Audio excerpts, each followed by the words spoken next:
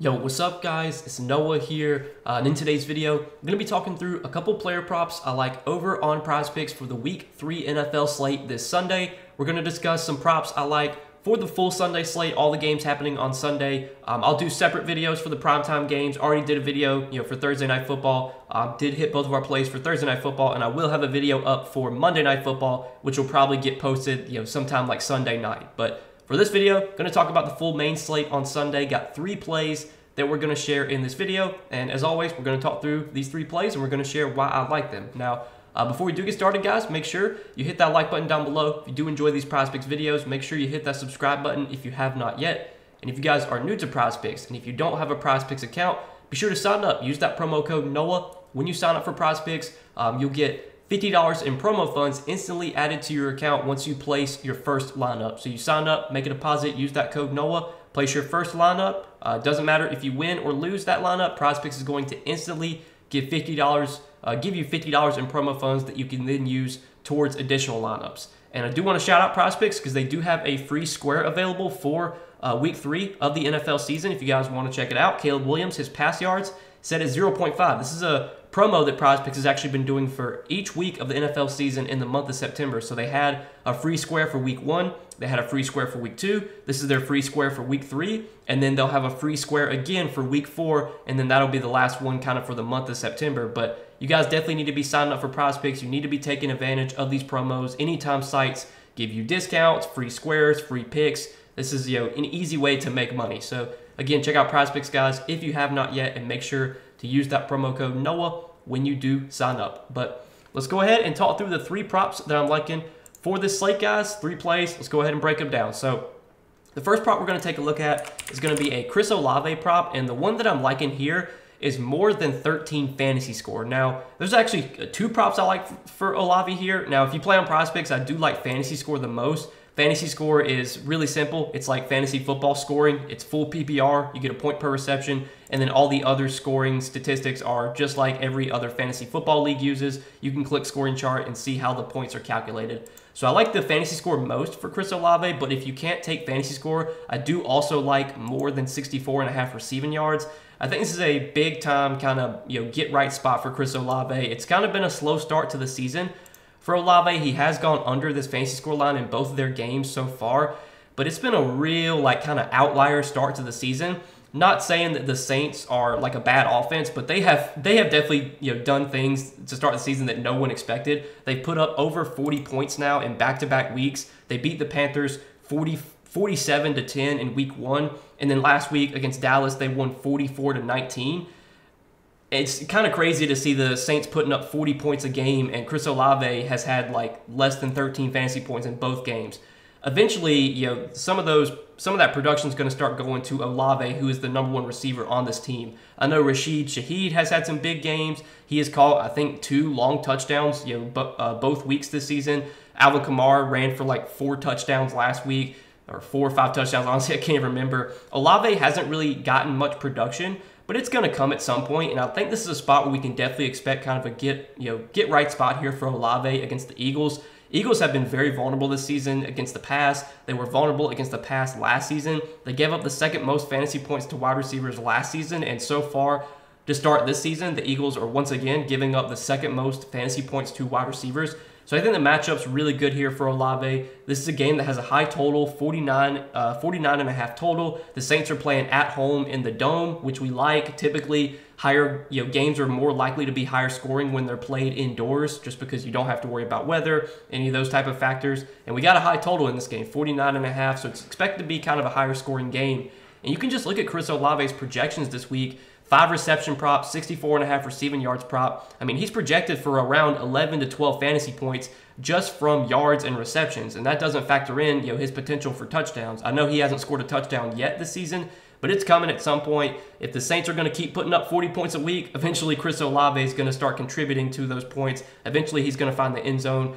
Don't even think we need him to score a touchdown here, though, because he could get 7 catches or 6 catches for like 70 yards. That would be enough for him to at least push this fantasy score line. A lot of ways, though, that we can get more than 13 fantasy score here from Olave. Like the matchup a lot for him. This Eagles secondary has been very vulnerable, and the Saints offense has looked really good. Now, I don't know if they're going to continue to be this good, But if they are going to continue to put up these type of games, offensive games, putting up 40-plus points, eventually you're going to see Olave start to contribute to that production. He's going to be a guy that starts getting into the end zone, scoring some touchdowns, and I think that could definitely come this week in a really good matchup and in what projects to be a higher scoring game.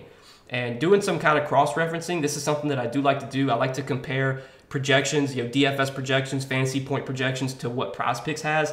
And the fantasy point projections that I look at have Chris Olave projected for 15 fantasy points. PrizePicks has his line at 13. So I think we're getting a little bit of value here with this fantasy score line for Chris Olave. But again, if you can't take fantasy score, I do also like more than 64.5 receiving yards. I think that's a pretty good play too.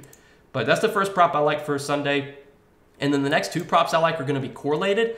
So we're going to take Matthew Stafford. I like Matthew Stafford for more than 216.5 pass yards.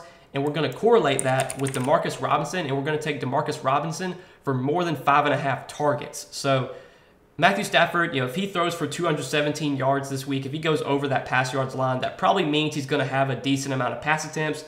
If he's going to have a decent amount of pass attempts, those pass attempts, those targets are going to have to go somewhere. And I'm expecting Demarcus Robinson to be the wide receiver 1 for the Rams this week. No Cooper Kupp, no Puka Nacua. You look at the other wide receivers on this roster for the Rams. They have rookie Jordan Whittington. I couldn't say his name. Jordan Whittington coming out of Texas. He's going to probably get a decent amount of playing time. You got Tyler Johnson, who's been playing a decent amount, and then Tutu Atwell, who's kind of had a tough time getting on the field, hasn't gotten a ton of playing time this season. I think you're going to see probably Demarcus Robinson playing like every single snap. I mean, so far this season, Demarcus Robinson has played 92% of the snaps in both of their games. I don't see that number going down now that they have Cooper Kupp, or no, now they don't have Cooper Kupp. So I'm expecting Demarcus Robinson to be on the field for probably almost every single snap. He's probably going to run a route on pretty much every single one of Matthew Stafford's dropbacks. And I know this matchup against the 49ers looks a bit tough. The 49ers historically have been a good defense.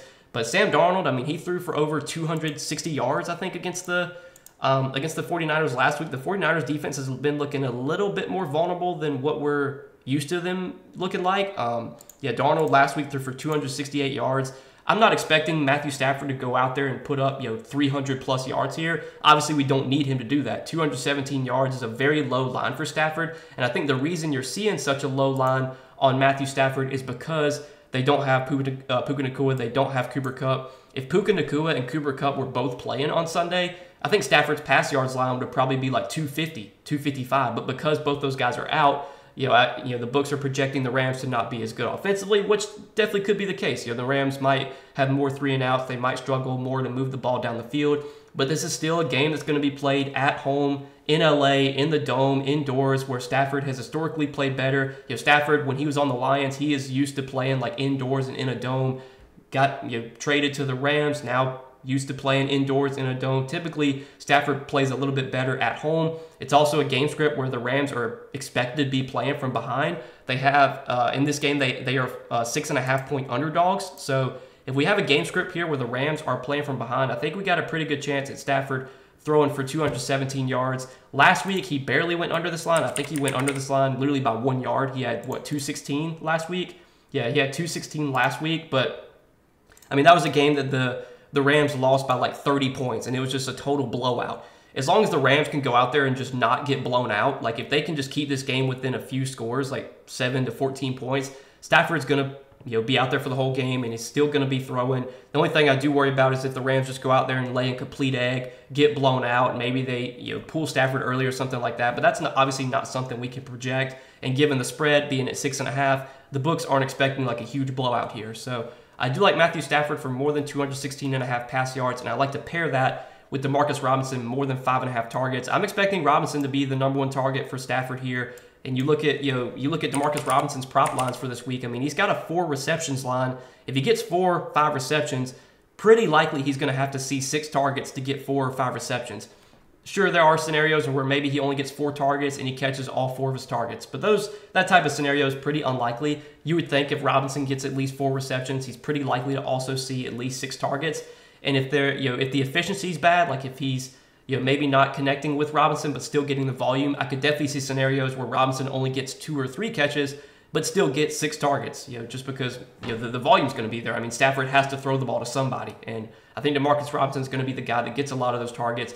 And Demarcus Robinson, he's not a bad player. He showed last season with the Rams he can get targets. He had a few games last season where he got 10 targets. He had one game against the Saints where he got 6 targets.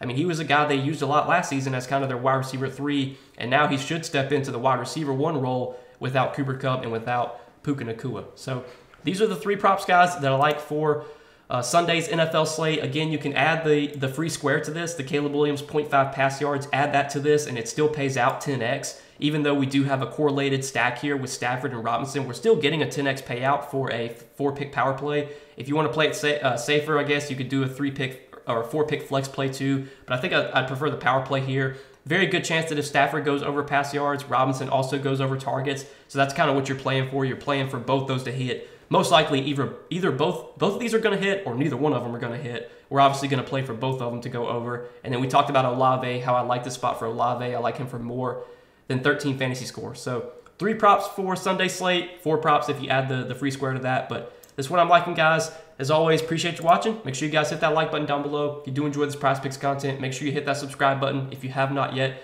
And again, if you guys are new to PrizePicks, if you don't have an account over on PrizePicks, be sure to sign up. Use that promo code NOAH.